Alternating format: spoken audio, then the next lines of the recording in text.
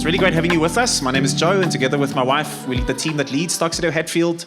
And I'm thankful whether at any of our three services today, may you really experience who Jesus is. That's our heart. He's the one who transforms not just lives, but communities as well. And we're thankful that you are here with us. So can I ask you, Tuxedo Hatfield, to open up a Bible with me to the final book in your Bible, the book of Revelation, chapter 4 and 5. And maybe while you're doing that, you can do that in paper, on a device of some sort. I'll quickly catch you up. The last couple of weeks, we've been saying that when most people, whether inside or outside of the church, when they hear the word worship, what most of them see in their minds is maybe a moment that people engage in. Maybe it's an emotion that people just temporarily experience. It's maybe a place of worship that people go to. And what we've been seeing in the scripture is that worship is infinitely deeper and greater, more powerful. The invitation is not simply that we would have a moment of our lives slightly altered. Worship is not simply a moment that you step into, but it's a life that you are formed into. And that's the invitation of our series, Worship 101, over these weeks, is that we would not just see a moment that we call worship on a Sunday slightly altered, but that we would dare to have all of our lives reoriented toward God in what we were made for, and that is worship. That's why our definition we've been using is so crucial. We say worship is seeing God for who He truly is, and then responding to Him with our whole lives. This is worship. So, in 2016, in the south of France, there was a family who were busy clearing out an old house that had belonged to relatives of theirs. And this was a monumental task because this place was incredibly dilapidated. It's just dust everywhere and it's just broken furniture. And it's like not the kind of place that you would want to endeavor just having to own and work through.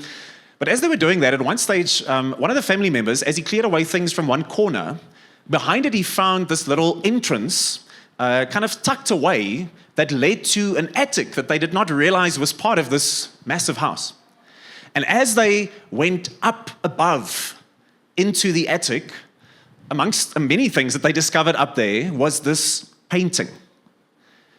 And initially, they didn't make much of it. It just looks like a bunch of other abandoned items in this very, decrepit house, just covered in dust.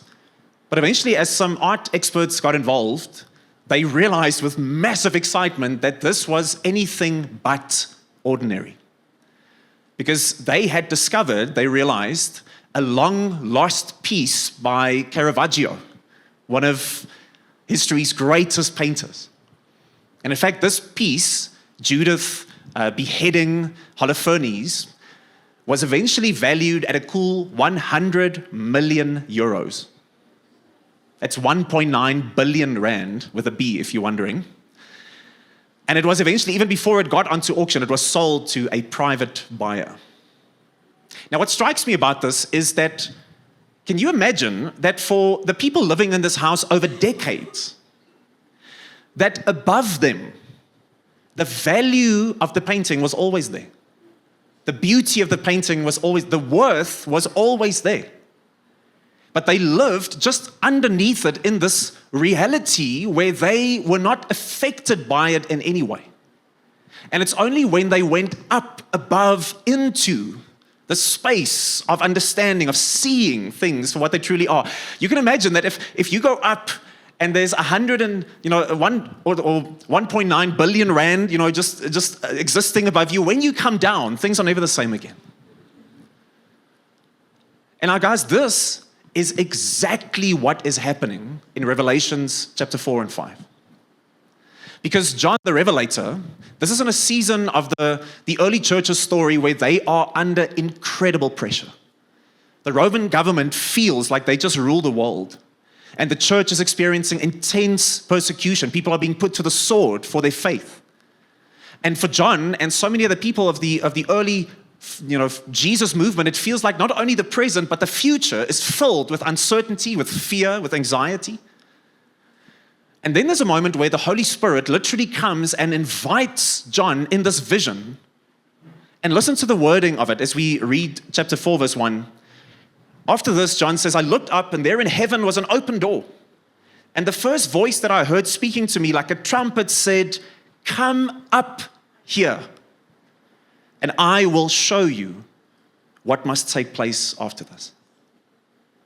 See, John is in the reality of what he's facing in life, together with the first century church. He is suddenly invited by the Spirit to not get stuck in that, but to come up and above, over and above, see the true reality at play in the world that rises above all other realities. And when he sees it, when he comes to understanding, not only does it change everything, but he comes to realize that this, what he sees, is the beating heart of worship. It's the driving force of true worship. And nothing is ever the same again. So we're going to see these dual pictures of Revelation 4 and 5. Just before we get into it, I want to say that, last year we preached through the whole book of Revelation, and we can't touch upon all those things again. It goes without saying, it can be an incredibly confusing book. Maybe out of all the books in the Bible, it can be the most confusing if you don't have a bit of help as you walk through it. Now, we can't go through all of that again. You can go and listen to those sermons. But one thing I'll just highlight again is the genre of the book of Revelation. What kind of literature is it? Well, remember that the Bible is not a book. It is a library of books. And all throughout this library, you have so many different genres, types of literature that all have to be read on their own terms.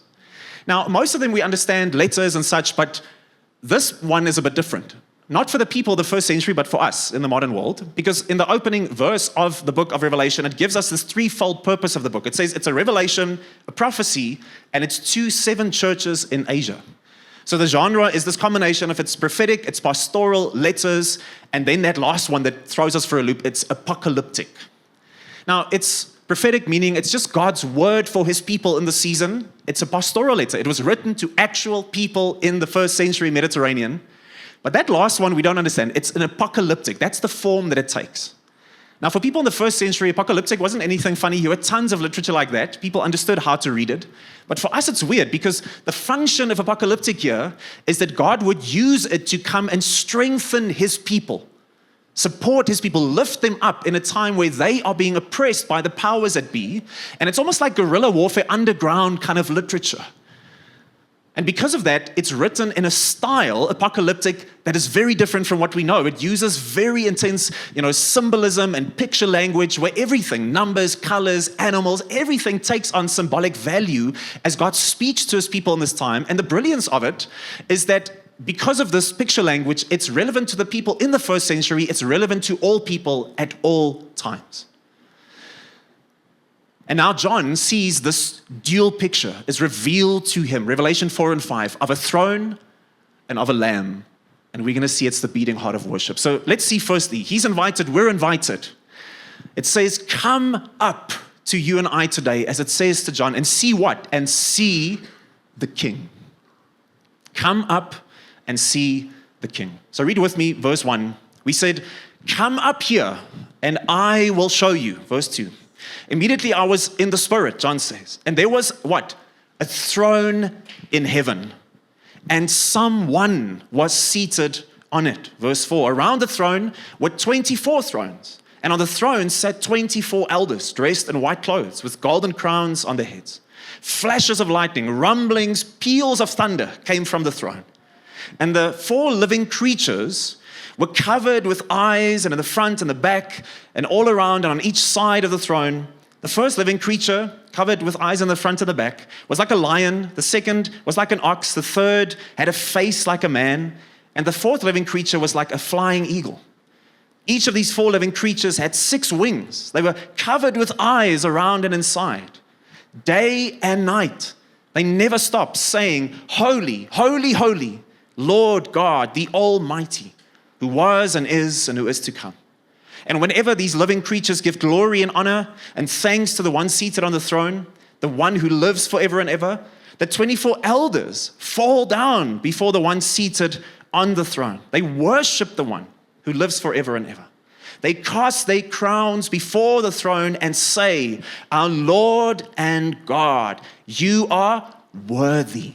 Key word for today, worship. To receive glory and honor and power because you have created all things, and by your will they exist and were created. Isn't it powerful? Incredible portion of scripture.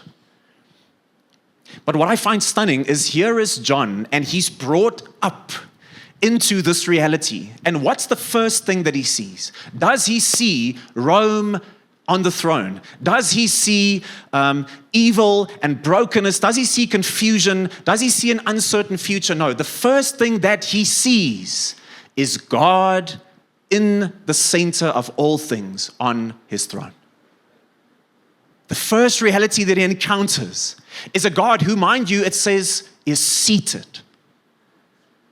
Met with all the uncertainty and the brokenness and the evil and the empires of the world, God is not fretting. He's not scrambling. He sits. He sits at the center. God is still on the throne. And that is so powerful for the people in John's time, because for them, it felt like Rome was on the throne. That uncertainty was on the throne. The danger was on the throne. That the uncertainties of a future filled with persecution, that was on the throne. And how often is that, if you're a Christian, you're already here today, how often is that the case for us as Christians? That I feel that my anxiety is on the throne. That just the up and down realities of South Africa's economy is on the throne. That my fears about my future or my studies, that they're on the throne. That my emotions and my intellect and my changing thoughts and my doubts and my struggles and my sins, that these things are on the throne. But what we are met with, what John is met with, is the realization that worship is not because of everything around me going right, but it's often in spite of the fact that so many things around me are not. Worship is not based on the circumstances and emotions and the things of the realities around me being my way, going my way, being fortuitous. It's often the fact that God is seated above the realities of my life. It's not that the things that we're facing are not real. He's saying, yes, it is real.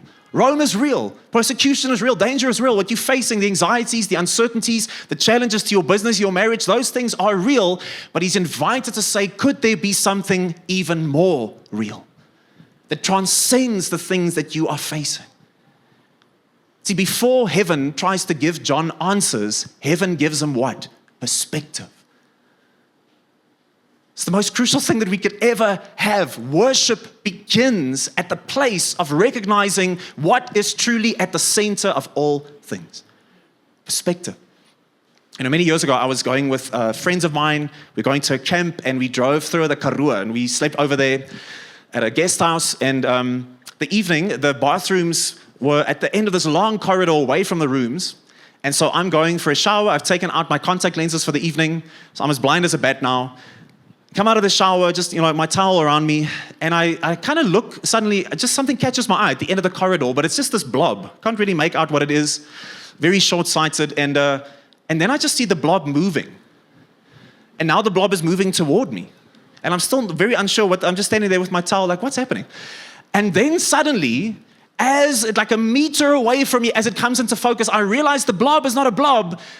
It's not even a spider, it is the spider. It's like literally like Shelob from Lord of the Rings has manifested in this corridor, and it's coming straight at me.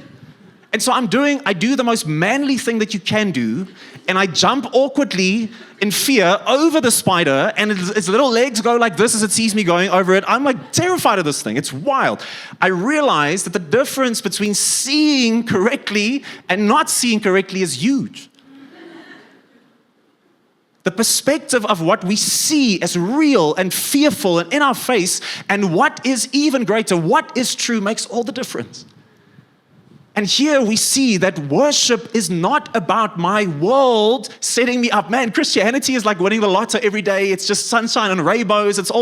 No, the fact is very often the world is unfair. It is broken.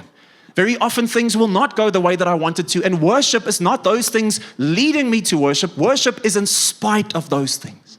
Seeing that there is a greater reality. Seeing there's something above all these things. Seeing there's a God unchallenged still on the throne. That's why the symbolism, we can't get into all of it today, but touching on some of it, it's making a massive point here. You know, that the 24 elders, these are the 12 tribes of Israel from the Old Testament, put together with the 12 disciples, the apostles of the New Testament, saying what? All the people of God are worshiping. And the creatures, it's saying this is almost like all of God's creation in the earth. You've got, the wild animals and the lion. You've got the domesticated animals and the oxen. You've got the flying animals. You've got even humanity and this creature with the human face. What is it saying? It's saying God's people, the earth, creation, everything is worshiping God. He sits at the center of all of it. And here's the thing, like we said in week 1, guess what? And every single one of you, every single one of us, you are worshiping. Whether you believe it or not, you are already worshiping something. We said the world is not divided between those who worship and those who don't, sacred, secular, religious. No, the world is divided between those who worship the one who is truly at the center on the throne. And as they worship him with all of who they are, they turn their lives to him, they become more human. They are drawn into more joy and satisfaction and identity and purpose. And it's divided between those and those who worship everything but God. Everything under God. Even those just things that are lesser than God, they may be good things, but they're not God. And we worship sex and money and career and status and family. We worship these things. We give ourselves fully in trust to these things. And what happens? They twist us. They disappoint us. They might be good, but they're not heavy enough to carry our soul's expectation. Now, everything is worshiping. And it's so amazing that it says that everything is continually worshiping.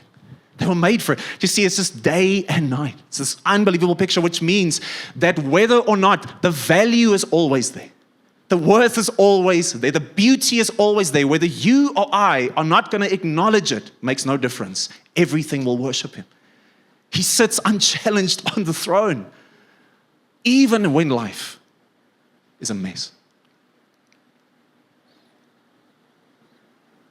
And so maybe 2 questions we can ask for these 2 ideas today is what sometimes keeps us from worship, and why then is he worthy of worship?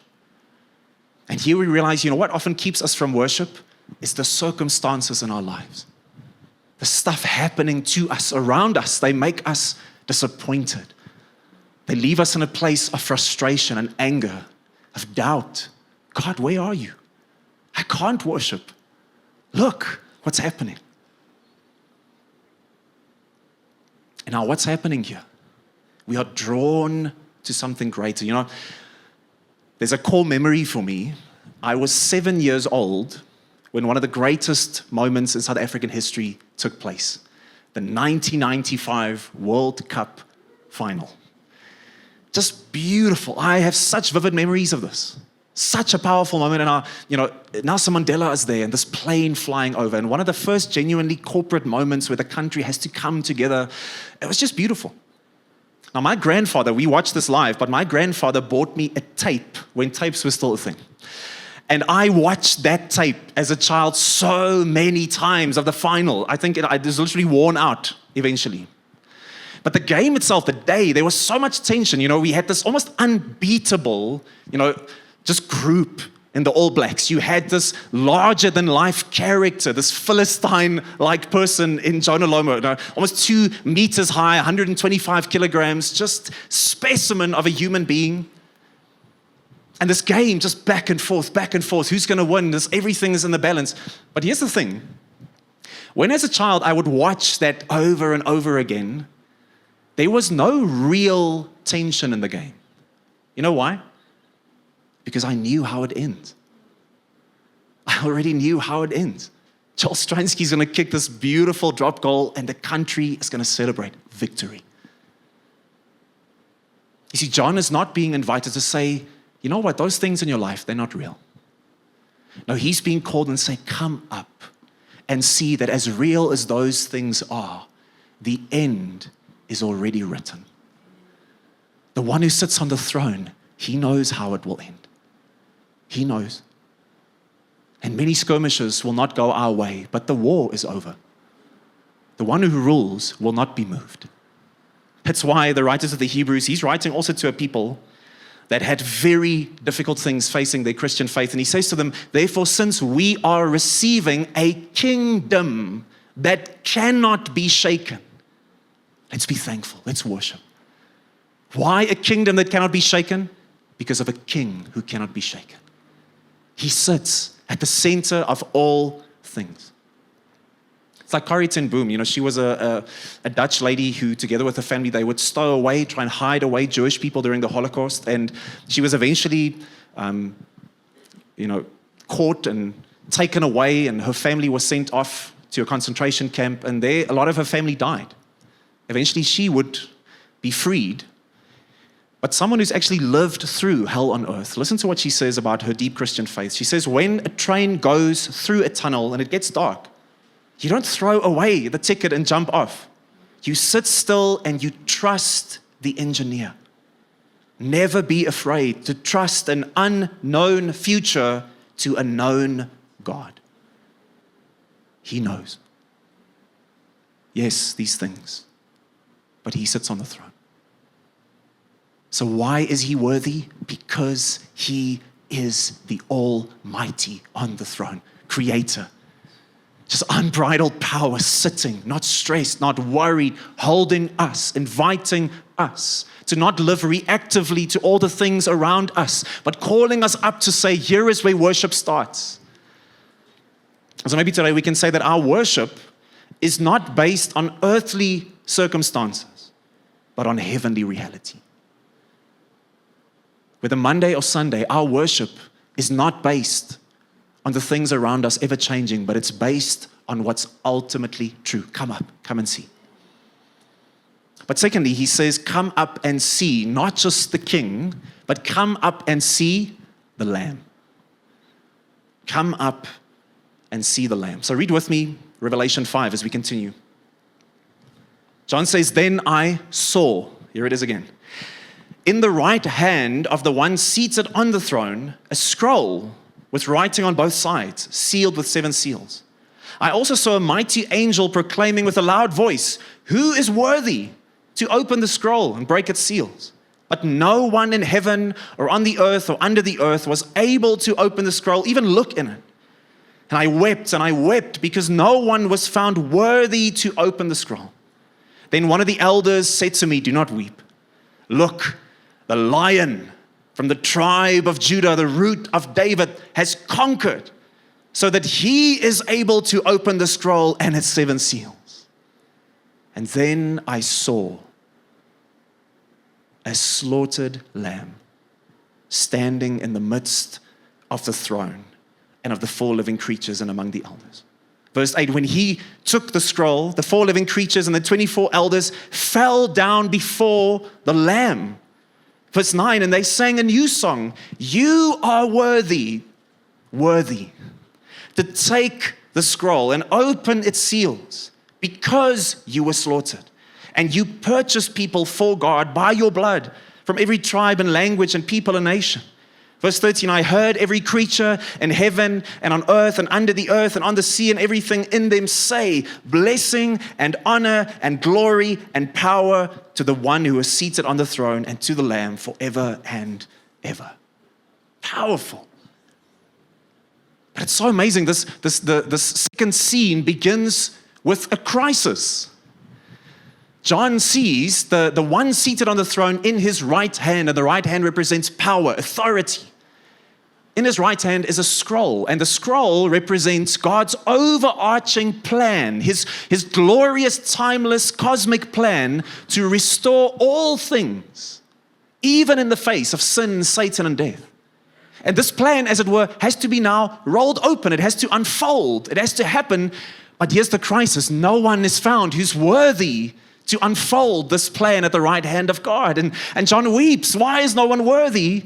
And then one of the elders consoles him and he says, wait, because there is one worthy. And he says, look, it's the Lion. It's the conqueror. It's the one from the tribe of Judah. And now the reader and John, we are primed for what? Oh man, now we're going to see at the center of all things just unbridled power. The lion conqueror, here it comes. And then what does he see as he turns? Verse 6, I saw one like a slaughtered lamb standing in the midst of the throne. What? See, in this moment, John is given these two that almost feels like competing visions. He sees the throne, he sees authority, he sees unchallengeable power, and then he sees a lamb. And it's like the two of them are putting something together. It's just the most incredible paradox that he's suddenly having to wrestle with. That as he realizes, I'm hoping for just unbridled power, just sheer force, just unchallengeable authority. And what does he see? And the greatest reversal in all of history, he sees that this God, this one at the center of all things, the essence of existence, the one who's unchallengeable, here he comes to the earth in the person of Jesus, and what? And he dies for his people. He comes to give of himself for the restoration, the salvation of others. And why is this so important? Because he realizes that this God, this unchallengeable power and authority, this is how this God rules. This God rules unchallenged, but this is how he rules. This is how he chooses to rule. He comes, as we've often said, he comes with all of his power and authority in the person of Jesus, and he comes not with sword in hand, he comes with nails in hand. And he's struck suddenly by the fact that this king with all authority at the center of all things is not simply unbridled power, but at the center of all things sits comfortably, beautifully what? Grace, love, forgiveness, truth. Nothing melts the human heart, reforms the character of the human being as being just confronted with scandalous grace. Here he is, the Lamb. And this picture is drawing very heavily from Exodus 12, this moment of the Passover when God comes to save his people through the blood of the Lamb. And also from Isaiah 53, where it says that this conqueror, this ruler that will come to restore all things, it seems that he's actually going to be a suffering servant. That it says he'll be led like a lamb to the slaughter. How can this be? And it doesn't mean this picture that he is helpless, that he's powerless. No, it says that he does conquer. That's what the text says. He has conquered sin, Satan, and death. But how has he conquered? Through the giving of his own life. The whole rest of the book is going to say that this God, that this King in Jesus, he's going to rule all of the universe forever. But this is how he chooses to do it. And why is this so crucial? It means that when I'm confronted with the one who is unbridled power, who is majestic, who is great, but when I see that he is the Lamb, I realize that guess what? I will never be able to figure out this God, to fully understand this God. But because of what I see here, I can trust this God. I can give myself over to this God. If this is how he rules, if this is how you are king, a king of grace and truth and justice and mercy, I can trust him. I might not understand him. I might not always see the whole picture, but I can trust him. So if we ask, why do we sometimes not worship? What keeps us from worship? It's because we often come to moments, to seasons of worship, and we feel unworthy. We feel guilty. We feel shame-ridden. And now what happens? Here's the beautiful thing. John is confronted with the fact that this God comes to people who, yes, are lost in their brokenness and sin, in their guilt, in their rebellion, and he comes as the King, and he lays himself down and calls them to say, put your faith in who I am, so that you would come before me, not in your own righteousness, but in the freedom The fact that I've adopted you, I've made you new, I have restored you. Why do we think that these themes of sacrifice and grace, why do they resonate so deeply with us as human beings? 2018, thinking that he was an intruder, Dallas police officer Amber Geiger, she fatally shoots Botham Jean in his own house. It's a massive tragedy. And because of this, a Texas jury finds her guilty and sentences her to 20 years in prison. Now, in the trial, when the family were testifying, there was just a powerful moment when the deceased, his brother, Bryant Jean, he comes, and after he's done testifying, he asks the judge, can I walk across the court and go and hug this woman, the one who killed my brother? And this is captured on video. It's such a powerful moment. He walks in absolute silence just across this courtroom, and he goes and he embraces her. He forgives her. And people were so deeply struck. Why? How could this be? What does this say? And what they don't know is that Bryant Jean, he's a Christian. And he said, because of who God is, I walk across to the person who took my brother away, and I forgive. Why does that speak to us? I'll think about entertainment. Why does the sacrifice, grace, forgiveness, help, rescue, the two most lucrative franchises in movie history of the last 30 years are almost neck and neck between the Harry Potter series and then the Marvel kind of cinematic universe that initially ended in Avengers Endgame. These two, with no contest, represent billions and billions and billions and billions of dollars of income, of revenue. And it represents tens of thousands of some of the most skilled artists in the world at the top of their game. And how do both of these franchises, after so many movies, how do both of them climax? In the theme of self-sacrifice, of the one giving of himself for the many.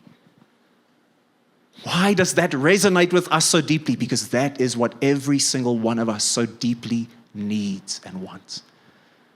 You can be the most powerful and accomplished person here today, and deep in your heart, you know that what I truly want when I'm faced with myself is someone who says, you are forgiven.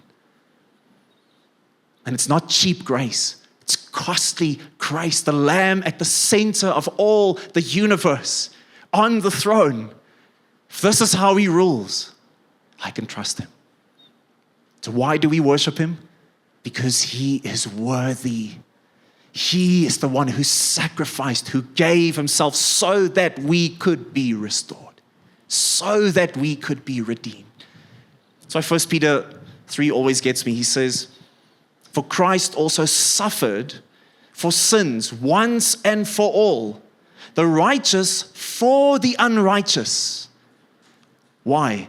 That he might bring you to God. How powerful is that? Not that you would bring yourself, not that you would fix yourself, not that you would come and religiously present. No, he says this King, unchallengeable, the Lamb dies so that he would bring you, that he would find you. So maybe we can say that our worship is not centered on what we do for God, but on what Christ has done for us, on what he has done for us. When that family in the south of France, when they, and many others like them, lived for decades possibly, under something that was always, the value was always there. The truth was always there. The beauty was always there, but they lived unaffected. But when they looked up, when they went up, and they saw, nothing was ever the same again. And here, the Bible is saying to us how many of us, how many people in the city of Pretoria are living entangled by just the realities of their life. And it's inviting us to say, not what you can do, but come and see, come and look. There is a king on the throne. There is a lamb slain for you. And so when you feel that your life and the anxieties and the struggles are just too much and they're overwhelming, the invitation is, come, look up. Look up. There is a King. And when you feel unworthy, when you feel guilty, when you feel you don't deserve, he says, come, look up. Look up. There is a Lamb. This is worship. Worship is not because of the circumstances of our lives, because of the perfection of who we are. Worship is because of who he is and what he's done. So Jesus, I pray today that you would come and meet every single one of us exactly where we are here and now. And you know more than we could even know in ourselves. You know the depth, God, of some of the struggles, some of the disappointments, some of the hurt or the pain, the things done to us even. And I pray that you would come and meet us in that right now. God, you know just the guilt, the sense of unworthiness, God. I pray for any person here today who does not yet know you, Jesus, that they would put their faith in you, lay down their sin and their brokenness before you, God. You would come and raise them up to new life. You come and redeem and restore. Or you come and lift us up to worship you for who you are and what you have done. In Jesus' name we pray.